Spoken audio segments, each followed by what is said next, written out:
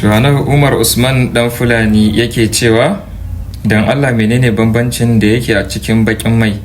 kuma wanne kala ya fi dacewa da sabuwar mota da kuma tsohuwar mota. So da farko dai abin da ya kamata ka fara dubawa Usman shine wanne irin bakin mai mota ka tace amfani da shi.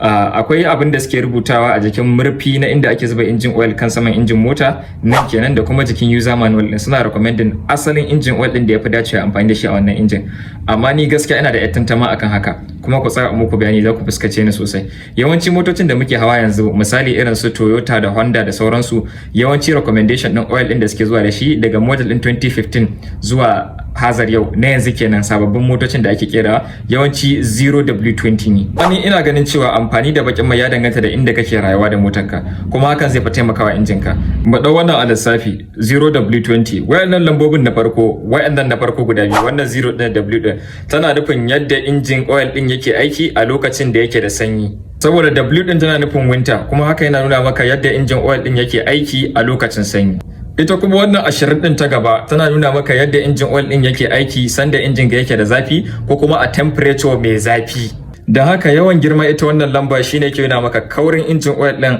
a lokacin da injin ya dau zafi. Wanda yake da misali 0W30 yafi wanda yake da 0W20 kauri a sanda injin ya dau zafi. Ban tambaya anan shine idan ka sa motar ka ta ce amfani da 0W20 a ciki ka sa mata 5W20 injin zai samu matsala?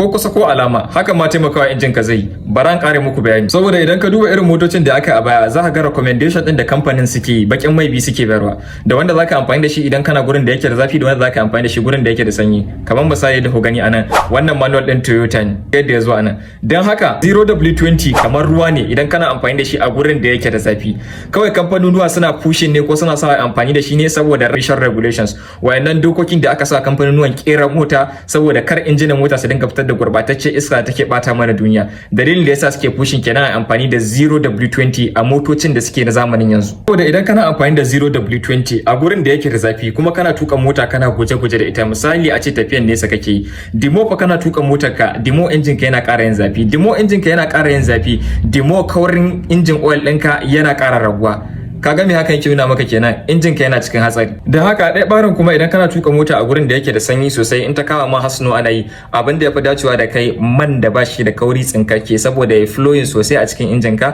ba tare da ka samu matsala ba wannan kamfanonin da suke sai da motoci ba san inda za a tuka mota ba kawai su suna bin ka'idojin da ake gaya musu ne da haka kai ya kamata ka ga abin da yafi dace da kai kai amfani da shi ni recommending din da zan maka idan dai mota ta zamanin yanzu kake amfani da ita gaskiya bakin man da yafi dacewa da injin ka a yankunan da temperature take kaiwa sama da 40 degrees Celsius. 5W30 shine best engine oil din da ya kamata kai amfani da shi.